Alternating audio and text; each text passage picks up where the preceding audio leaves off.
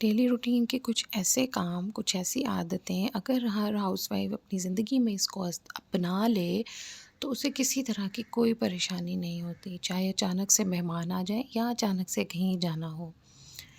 तो जी शुरू करते हैं आज अपना व्लॉग। अस्सलाम वालेकुम माय यूट्यूब फैमिली, कैसे हैं आप? इंशाल्लाह उम्मीद है जहाँ हैं खुश हैं। अल्लाह ताला आप लोगों की हर नेक दिली ख्वाहिश को कबूल करें। हाँ जी, स्टेप 1 वो ये है कि अगर आप सुबह-सुबह उठें और अपना सबसे पहले अपने घर में बिखेरा, बच्चे स्कूल चले जाएँ, जितना भी आपका बिखेरा है, पूरे घर में जिधर-जिधर उसको अच्छे से समेट लें। सबसे पहले अपना बेडरूम समेट लें। अगर आपका बेड सेट हो जाता है, तो इट्स मीन कि आपकी आधी परेशानी तो ख़त्म।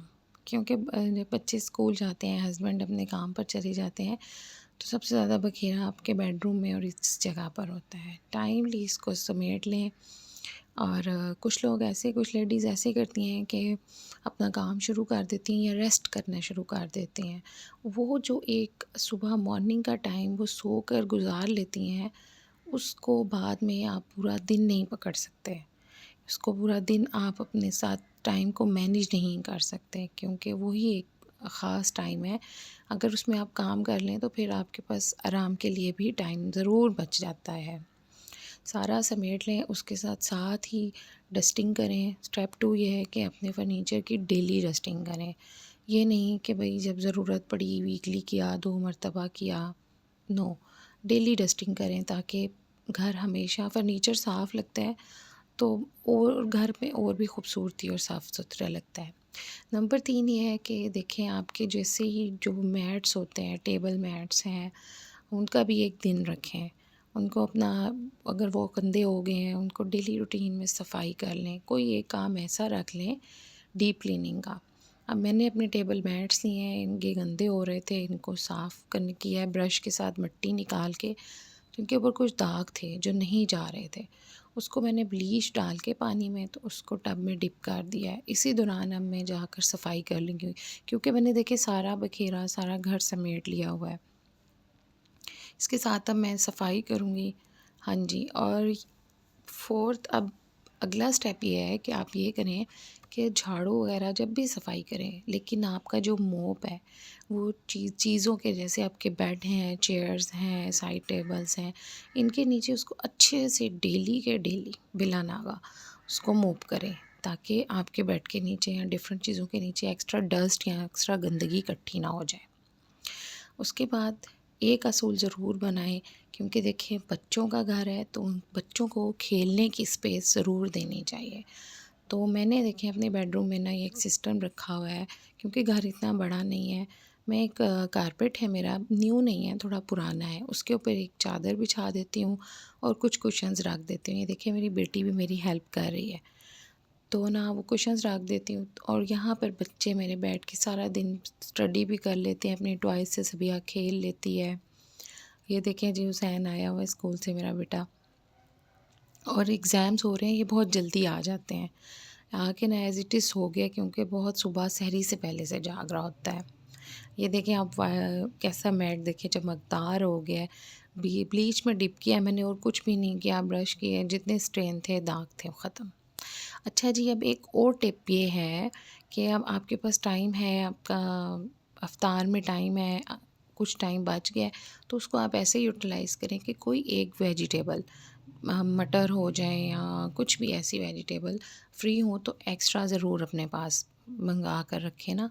जैसे मैंने पालक और मेथी को मंगवाया था, तो मैंने इसको बैठ के अपनी बेटी के साथ शीट बिछाई और सबिया को एंजॉय करते हुए, बातें करते हुए मैंने पालक और मेथी को काटा।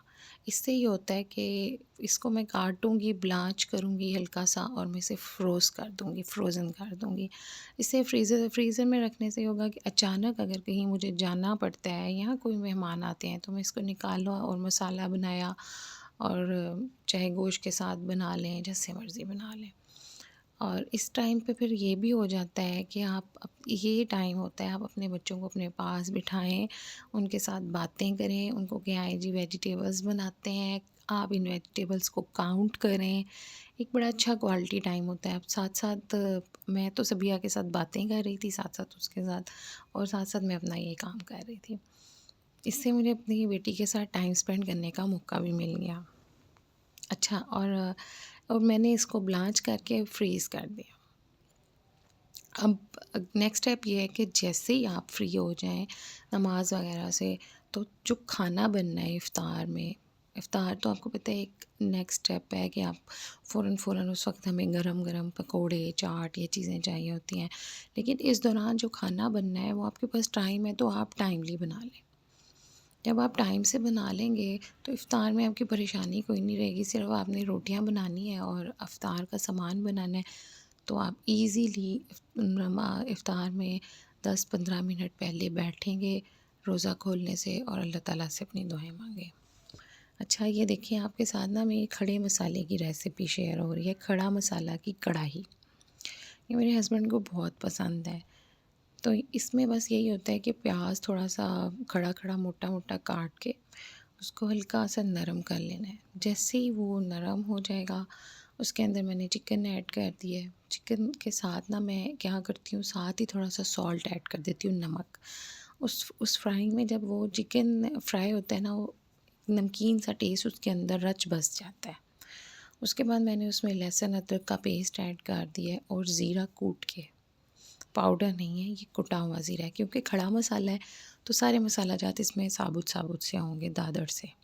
इसके दौरान ही आप देखें इसमें नमक, मिर्च, हल्दी, टमाटर डालकर इसको दम पे रख दें, और जैसे ये थोड़ा सा पानी छोड़ेंगे तो आप इसमें देखेंगे अभी थोड़ी देर में दही ऐड कर दें और सब्ज़ मिर्चें साबुत, तो इसे वापस दम पे रख दें।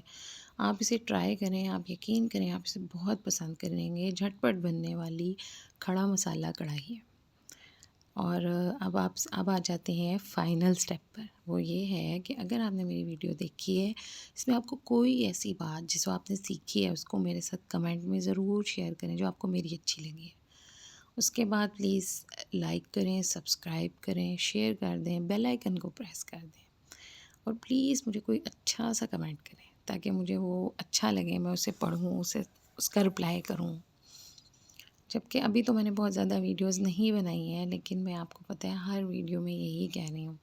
शायद अभी मेरी वीडियोस चल नहीं रही हैं या पहुँच नहीं रही हैं आप लोगों तक, तो प्लीज़ जो भी हो उसको देखें और अपना कमेंट ज़रूर करें जब भी आप देखें, जहाँ जिस टाइम भी देखें। मुझे आपके कमेंट का वेट रहेगा। ओके जी, हमें दुआओं में याद रखें, आप में इस दुआ में शामिल हैं, और रमज़ान की खूब बरकतें मुस्तफ़ीज़ हों, और दुआ में बस याद रखें। अल्लाह हाफ़िज़।